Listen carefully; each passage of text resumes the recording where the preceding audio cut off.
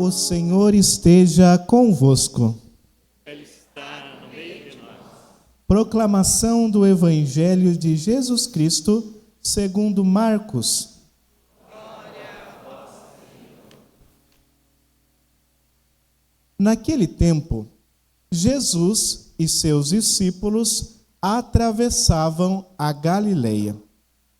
Ele não queria que ninguém soubesse disso, pois estava ensinando a seus discípulos.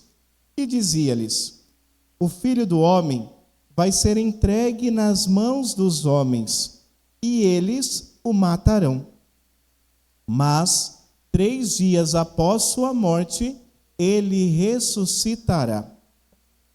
Os discípulos, porém, não compreendiam estas palavras e tinham medo de perguntar. Eles chegaram a Cafarnaum. Estando em casa, Jesus perguntou-lhes: o que discutíeis pelo caminho? Eles, porém, ficaram calados, pois pelo caminho tinham discutido quem era o maior. Jesus sentou-se, chamou os 12 e lhes disse: se alguém quiser ser o primeiro, que seja o último de todos e aquele que serve a todos. Em seguida, pegou uma criança, colocou-a no meio deles e, abraçando-a, disse: quem acolher em meu nome uma destas crianças, é a mim que estará acolhendo. E quem me acolher, estará acolhendo não a mim, mas àquele que me enviou. Palavra da salvação. Glória a vós, Senhor. Queiram se sentar por um instante?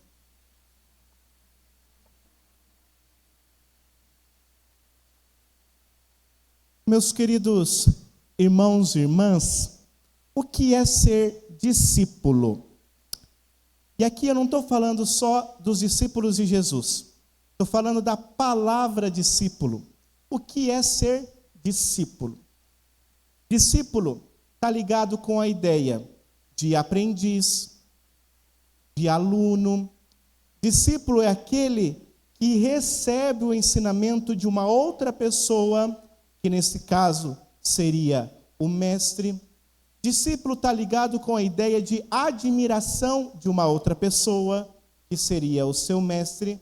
Portanto, entre discípulo e mestre, existe uma comunhão de pensamento, uma comunhão de sentimento, uma visão de mundo em comum, uma ideia semelhante. Ou seja, não é possível dizer que eu sou discípulo de uma pessoa que eu penso completamente diferente dela. Não tem como eu dizer que eu sou seguidor de um mestre que eu discordo de tudo aquilo que ele diz. Tanto é que quando alguém se identifica muito, seja com um religioso, seja com um artista, com um escritor, um pensador, a gente costuma dizer assim: olha, fulano é discípulo de ciclano. Por quê? Porque eles pensam igual, porque eles têm a mesma visão de mundo, eles têm uma comunhão de ideias. A partir disso, quando a gente olha para a experiência dos discípulos de Jesus, é isso que a gente espera. Homens que estejam com o coração em comunhão com Jesus. Eles são obrigados a isso? Não. Nenhum de nós aqui somos obrigados a ser discípulo de ninguém. Mas a partir do momento que a gente faz essa escolha, se espera de nós que, no mínimo, a gente comungue dos mesmos ideais, seja quem for o nosso mestre. No caso dos discípulos de Jesus, um dia, esses homens tiveram a vida atravessada por Jesus. Eram homens que tinham a sua casa, que tinham a sua família, a sua profissão, os seus sonhos, mas fizeram uma experiência de Jesus, se identificaram com Jesus porque Jesus mudou a vida deles, então eles deixaram tudo para seguir a Jesus, teoricamente, para ter a mesma comunhão de vida. No entanto, não é bem isso que a gente vê no Evangelho de hoje. Nos conta o Evangelho que Jesus e seus discípulos eles estavam atravessando a Galileia. E Jesus não queria que ninguém ficasse sabendo que eles estavam ali. Por quê? Quando as pessoas ficavam sabendo da presença de Jesus, todo mundo começava a vir atrás dele para pedir favores, para pedir coisas. E Jesus, ele não tinha tempo para ensinar.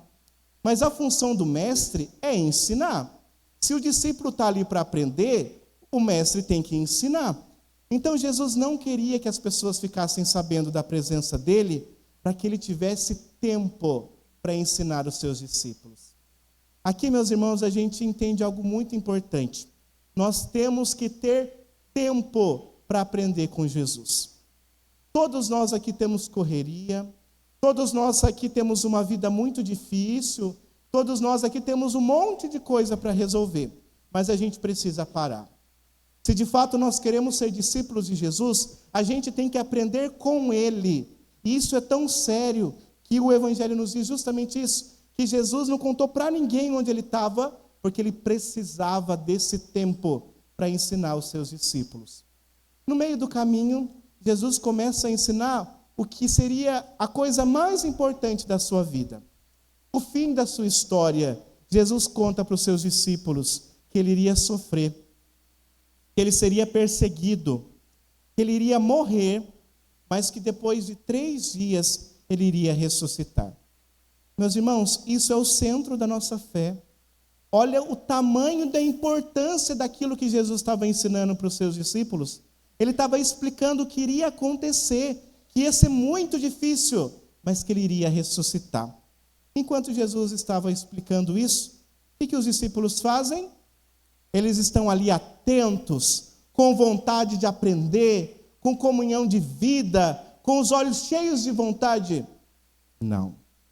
Nos conta o Evangelho que eles não entenderam nada. E não só não entenderam nada, como eles nem se preocuparam em perguntar. Jesus estava falando e ensinando, e eles não estavam nem se importando. Meus irmãos, aqui pode parecer um absurdo, né? Esses homens deixaram tudo, justamente para aprender com Jesus, e a hora que estão com Jesus, não dão importância para aquilo que ele está ensinando. Não soa como um absurdo, mas por vezes a gente faz a mesma coisa. Hoje nós estamos aqui em quantas? 200? 300 pessoas no máximo? Nós poderíamos estar em inúmeros outros lugares. Nós poderíamos estar fazendo inúmeras outras coisas. Se a gente está aqui é porque a gente renunciou para escutar a Jesus. A gente renunciou para vir aqui aprender com o nosso mestre, porque nós somos discípulos de Jesus. E por vezes a gente chega aqui, e não estou falando só hoje, mas em muitas situações, a gente faz tudo aqui dentro, menos prestar atenção naquilo que Jesus tem a nos ensinar. O nosso pensamento, o nosso coração está em muitos lugares. É no trabalho que vai voltar tudo normal amanhã cedo, é naquilo que a gente vai encontrar em casa quando a gente voltar, está em muitos outros lugares. Às vezes a gente nem entende o que está acontecendo aqui, mas a gente não se esforça para entender, a gente não se preocupa para entender e a gente se faz indiferente do que está acontecendo aqui. Faz sentido isso? Assim como não faz sentido nenhum eles terem deixado tudo para seguir Jesus e não prestar atenção em nada, faz sentido a gente deixar tudo, sendo que a gente podia fazer outra coisa, sendo que nós não somos obrigados a estar aqui e chegar aqui Jesus nos ensinando e a gente não está prestando atenção em nada? A gente repete o que aconteceu no Evangelho de hoje. Mas Jesus não é bobo. Quando chega em casa, lá na Galileia, em Cafarnaum, Jesus ele percebeu que os discípulos não prestaram atenção, mas eles ficaram de buchichinho no meio do caminho. Eles não prestaram atenção, mas eles ficaram conversando entre eles. Então Jesus chega e pergunta para eles: viu, o que vocês ficaram conversando pelo caminho? Em mim vocês não prestaram atenção. Então o que vocês estavam conversando provavelmente era mais importante. Aqui é eu interpretando, não é que Jesus falou isso, mas eu acho que ele pensou isso. E o que vocês estavam conversando? Nesse momento, meus irmãos, os discípulos ficaram com vergonha. Eles não tiveram coragem de falar. Por quê? Porque o que eles estavam conversando pelo caminho não tinha nada a ver com o ensinamento de Jesus. Jesus estava falando de perseguição, sofrimento morte e ressurreição. E eles estavam discutindo quem seria o maior. Jesus estava falando que ele seria humilhado. E eles discutindo quem seria o mais importante. Jesus estava falando nessa direção. E os discípulos estavam indo por essa direção. Não bastasse não prestar atenção, ainda eles davam tempo para discutir coisas que eram contrárias ao ensinamento de Jesus. Ou seja, meus irmãos, a visão que eles tinham de Jesus, justamente por eles não prestarem atenção naquilo que ele estava falando, era completamente diferente de quem Jesus de fato era. Por quê? Quando eles discutem quem seria o maior, qual que era a ideia deles? Que Jesus seria um rei político. Eles acreditavam que chegaria um dia que Jesus iria derrubar o rei, iria ocupar o trono. E eles estavam discutindo que quando isso acontecer, quem seria o mais importante no governo? Quem queria ocupar o melhor lugar? Quem ia ser o mais poderoso depois de Jesus? É isso que eles estavam discutindo. Mas Jesus não estava falando nada disso. Jesus não era nada disso. Jesus estava dizendo que o ministério e a missão dele era completamente contrária a isso. Aí eu pergunto a vocês algo muito sério, que a gente reflete no nosso coração. Se a visão que eles tinham de Jesus era desse rei poderoso, então eles deixaram a vida por causa de quem? De Jesus do Evangelho, que se fez servo, para eles serem servos também? Ou eles deixaram tudo para seguir um Jesus poderoso, para eles serem poderosos também? Qual foi o motivo deles saírem de casa? Qual foi a razão deles deixarem tudo para trás? Olhando para o Evangelho, nos causa a sensação que eles deixaram tudo por um Jesus que não existia, que afagava o ego deles, mas não era real, porque Jesus era outro. E aqui, meus irmãos, a gente aprende algo muito sério. Por vezes, a gente faz a mesma coisa, né? A gente participa da missa, a gente participa dos encontros, não presta atenção, mas fica conversando com uma pessoa que está do lado, não é? Sobre um outro assunto que não tem nada a ver com o que está acontecendo aqui. Só que mais grave do que isso é a gente perceber por causa de quem que a gente saiu de casa. Por causa de quem que a gente renunciou para estar aqui.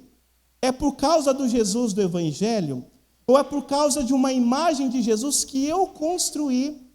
Um Jesus que não é o Filho de Deus, de acordo com o que nós encontramos no Evangelho, mas um Jesus que está à disposição da minha vontade, das minhas expectativas, dos meus sonhos. Um Jesus que legitime aquilo que eu quero que ele legitime. Ou seja, meus irmãos, nós vamos construindo um Deus particular, um Jesus particular que não existe. Ou seja, por vezes, nós estamos aqui porque nós nos tornamos discípulos de um Jesus que não é real, de uma mentira, de um Jesus que foi feito à minha imagem, não eu que fui feito à imagem dele. Por vezes nós estamos aqui não para nos convertermos a Jesus, mas para converter Jesus a nós. Um Jesus que esteja de acordo com aquilo que eu quero, com aquilo que eu desejo. E quando ele falar algo diferente daquilo que eu quero, o que a gente faz? Ignora, que é o que os discípulos fizeram. E fala sobre outro assunto. Jesus caminha por um caminho e nós caminhamos para outro. Aí eu pergunto, meus irmãos, quem que você está seguindo? Você é seguidor de quem? Você é discípulo de quem? Do Deus que você criou ou de Jesus Cristo do Evangelho? A gente precisa perguntar isso, porque isso é muito sério. A gente tem se convertido a partir daquilo que é o ensinamento de Jesus, ou a gente tem feito Jesus se converter a nós, mas esse Jesus não existe?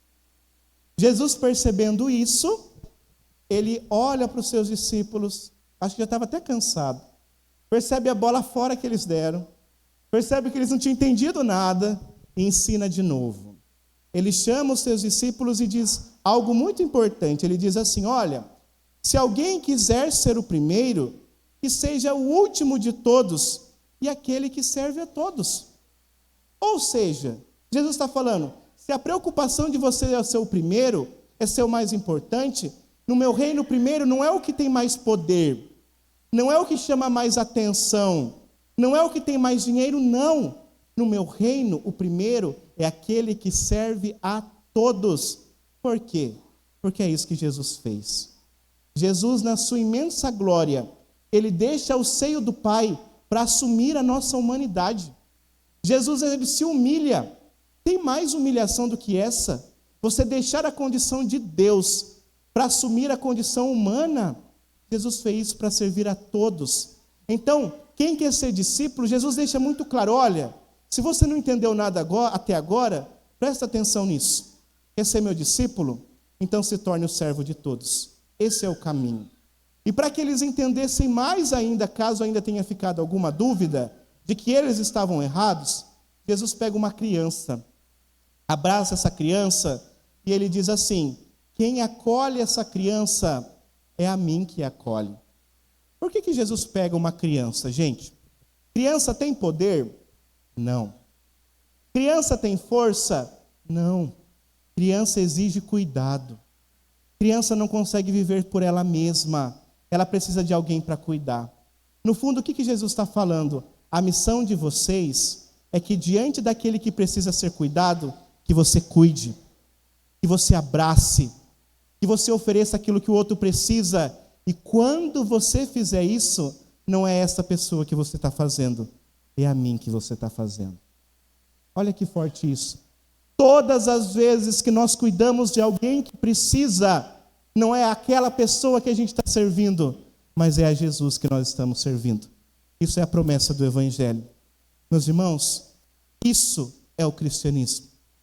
Isso é ser seguidor de Jesus Cristo. Se nós estamos buscando outra coisa, nós estamos sendo discípulos de tudo, menos de Jesus. E hoje, o Senhor nos concede a graça de reconhecermos isso. Quando nós chegamos aqui, nós estamos com o coração aberto para se converter. Nós estamos com o coração aberto para escutar e entender de Jesus como nós temos que ser, ou nós estamos dispersos. Que Ele nos ajude a ter um coração convertido. Conversão, meus irmãos, dói. Conversão é difícil, porque no fundo a gente só quer cumprir aquilo que para a gente é mais fácil, mas a conversão é necessária.